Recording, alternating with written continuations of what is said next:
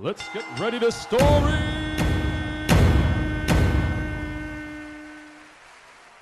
Thank you. But I want to share this story. I don't know if anybody noticed, but I am a black guy. Yeah. And but and like I'm in at first thing is like I didn't read what anything. I just saw growing pains. I didn't really know what that meant, so I did write a story about the show Growing Pains just in case. So so but look, I'm in a room full of like white folks, beautiful people, right? Wait, what?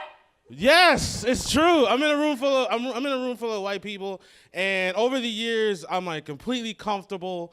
You know, I'm not like nervous or anything like that. White people become my friends, and you know, I've had friends I consider like family. I've had white girlfriends, but 20 years ago, this was absolutely terrifying for me, because I used to live in Philadelphia. I used to live with all black people. I used to live in a place called the Hood, right? And we never saw white people. Like I saw like my 8th grade, I saw one white kid walking down the street, and I'm to this day, I'm not even sure if he was real.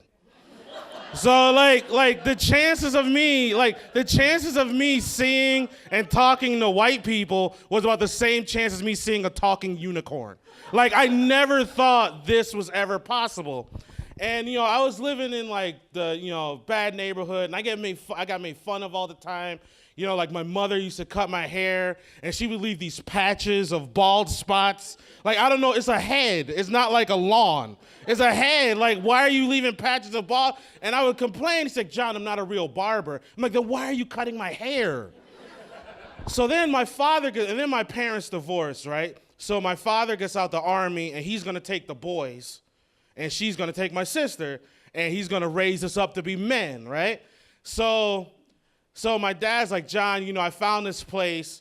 It's lovely. There's no violence or crime. You know, it's so diverse. There's all types of different races. And I'm like, what's the name of this magical place? He told me Blakely, Pennsylvania. He said Blakely, Pennsylvania was the name of that place, right? So we're driving I'm thinking this is gonna be magnificent, man. This is gonna be the greatest thing ever. So we're driving to Blakely, Pennsylvania, right? Now, my father, what happened was he played basketball for 2 straight days with kids from Scranton and thought the entire area was that. So we're driving through, and I'm like, Dad, I could be mistaken, but all I see is white people here. Like, I haven't seen even a Chinese person. You see Chinese people everywhere.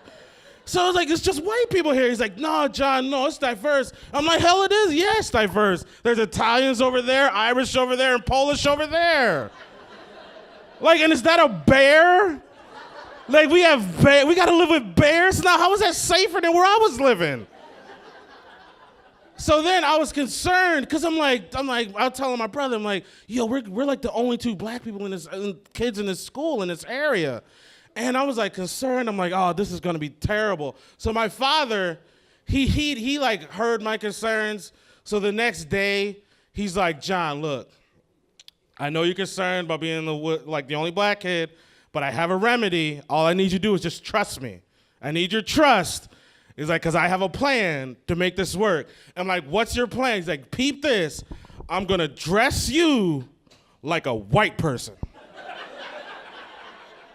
And I'm like, well, how do white people dress? He's like, I have no idea, but I'm pretty sure I figured it out. So what he laid out for me to go to school in, he had these tight dress pants. Tight, like so tight you can see my heart beating through my balls. Like, that's how tight these pants were. Tight dress pants. He laid out this polka dot dress shirt. Because we all know how much the white kids love wearing the polka dot dress shirt. I see it all the time. And then he threw the kicker. He's like, oh, and we got suspenders. Suspenders. He's like, because we all know how the white kids love wearing the suspenders and a bow tie. So I'm dressed, and I believe my father 100%. He was like so certain that he makes me certain. So I'm like, yes. I'm like, how do you look? I love it. He's like, I'm gonna be the best looking white kid in the world. So then he looks at my brother. He goes to my brother. My brother's always been smarter than me. He goes to my brother, and he's like, Terrence, you see how I hooked up your brother? You want me to do the same? And my brother's like, I'm good. He's like, I want no part of that. No part of this at all. He's like, I'm good. I'll take my lumps. I'll take my lumps. So then the next day, I'm super duper confident, man. I've never been this confident in my entire life. We go to this school. I'm ready to, fit in, and be one of the white people. And then, to my surprise, not a single white person is dressed like me. Like, all these other white kids look like normal kids, and I'm dressed like Malcolm fucking X.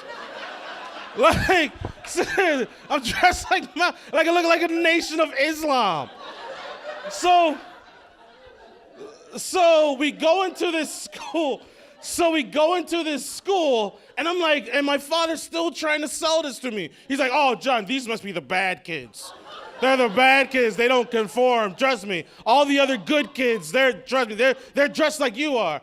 So I go to school. We go to the orientation. Never had an orientation in Philadelphia. You just showed up the first day. But never. So we go to this orientation, and I'm sitting in the back. I'm just trying to just get through the day. My father's like, John, what are you sitting back here for? I'm like, seriously? He's like, he's like, you're sitting back here. Go up to the front. Go up to the front. And I'm like, and I'm looking at my brother. My father's sitting between me and my brother. And my brother's mouthing the words like, don't. So, I got to listen to my dad. So I get up, right? And I start walking to the front. And it's like I've never felt more out of place in my life. It's like bringing a pumpkin to a New Year's Eve party. It's like, so I'm walking down this aisle or whatever, and I go sit down. I'm just dejected. I'm like, this is the worst day ever. And all these white girls, these upperclassmen, they come up to me and start talking to me and introducing themselves and everything. Like my father, so I after the thing, my father's there. Like, see, John, I saw all the white girls came up to you and were talking to you. I'm like, Dad, they thought I was mentally handicapped, you idiot. You're so stupid. Like, how are you somebody's father?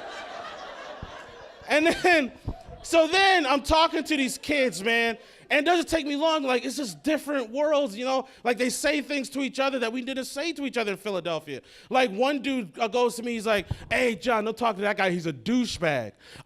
We never called each other. We never called each other douchebags. Never heard. The way he said it, I thought that was the name of a gang. I didn't know what a douchebag was. I'm like, I don't want to run into any of these douchebags. I don't want to contend with this type of nonsense. They might be worse than Bloods and Crips where I'm from. But then the beautiful thing happened. I made friends, right? I made friends with people who I'm still friends with to this day. And one of my friends, this kid Ryan, he looks me up and down. He's talking to me. He looks me up and down. He's like, John, can I ask you a question? I said, yeah. He's like, you thought we dressed like that, didn't you? I was like, I thought you did. And that's it. That's my story.